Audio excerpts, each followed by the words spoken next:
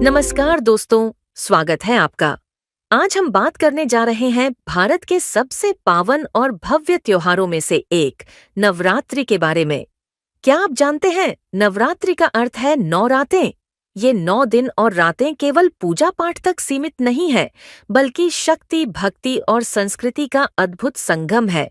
तो आइए जानते हैं नवरात्रि का महत्व क्या है और लोग इसे इतने उत्साह से क्यों मनाते हैं।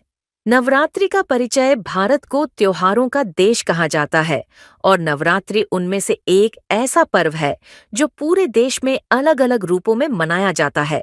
साल में 2 बार नवरात्रि आती है, चैत्र और शारदीय नवरात्रि। चैत्र नवरात्रि वसंत ऋतु में और शारदीय नवरात्रि शरद ऋतु में मनाई जाती है। शारदीय नवरात्रि का महत्व अधिक माना जाता है क्योंकि इन दिनों को शक्ति की आराधना का समय माना गया है। अब सवाल उठता है, आखिर नवरात्रि मनाने की शुरुआत कैसे हुई? पौराणिक कथाओं के अनुसार महिषासुर नामक असुर ने कठोर तपस्या कर शक्तियां प्राप्त की और वरदान लिया कि उसे कोई भी देवता या पुरुष नहीं मार पाएगा। वरदान के घमंड में उसने तीनों लोकों में आतंक मचाना शुरू कर दिया। देवता भी उसके सामने हार गए। तब ब्रह्मा, विष्णु और महेश ने अपनी अपनी शक्तियों को मिलाकर एक दिव्य शक्ति की रचना की, जिसे हम माँ दुर्गा के नाम से जानते हैं। माँ दुर्गा ने महिषासुर से 9 दिनों और 9 रातों तक भीषण युद्ध किया और 10वें दिन उन्होंने उसका वध कर दिया। तभी से नवरात्रि के ये 9 दिन माँ की उपासना को समर्पित किए गए और 10वें दिन विजयादशमी या दशहरा मनाया जाने लगा, जो बुराई पर अच्छाई की जीत का प्रतीक है। दोस्तों, नवरात्रि का हर दिन माँ दुर्गा के एक अलग स्वरूप की पूजा के लिए समर्पित होता है। शैलपुत्री, शक्ति और स्थिरता की प्रतीक। ब्रह्मचारिणी, तपस्या और संयम की देवी। चंद्रघंटा, शांति और साहस प्रदान करने वाली। कूष्मांडा, सृष्टि की रचनाकार मानी जाती है। स्कंदमाता, मातृत्व और करुणा की देवी। कात्यायनी, वीरता और पराक्रम की प्रतीक। कालरात्रि, भय और अंधकार का नाश करने वाली। महागौरी, शुद्धता और सरलता की देवी। सिद्धिदात्री, सभी सिद्धियों और शक्तियों को प्रदान करने वाली। इन 9 रूपों की पूजा करके भक्त मां से साहस, शांति, शक्ति और करुणा प्राप्त करने का आशीर्वाद मांगते हैं। सांस्कृतिक महत्व। नवरात्रि केवल पूजा का पर्व नहीं, बल्कि संस्कृति और एकता का भी प्रतीक है। गुजरात और राजस्थान में लोग पारंपरिक पोशाक पहनकर रात भर गरबा और डांडिया खेलते हैं। पश्चिम बंगाल में दुर्गा पूजा धूमधाम से होती है। विशाल पंडाल, देवी की प्रतिमाएं और भव्य सजावट पूरे वातावरण को दिव्य बना देती है।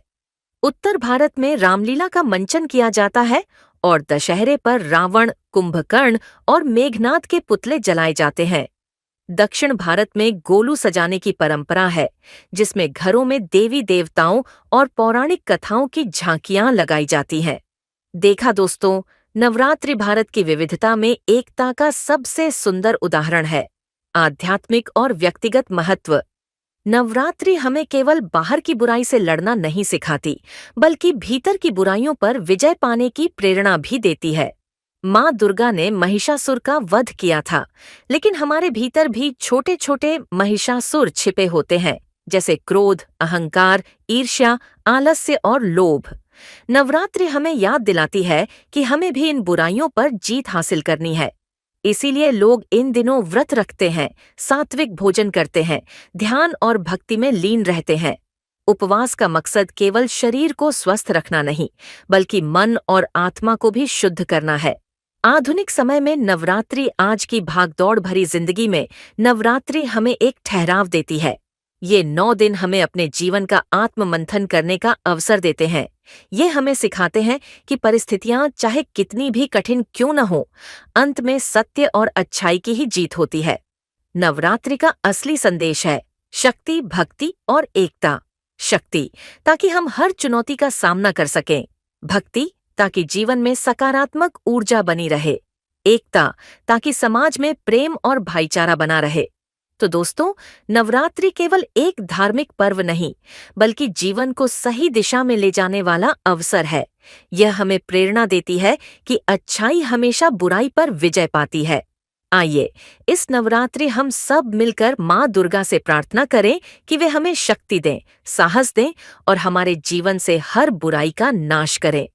धन्यवाद और आप सभी को नवरात्रि की हार्दिक शुभकामनाएं।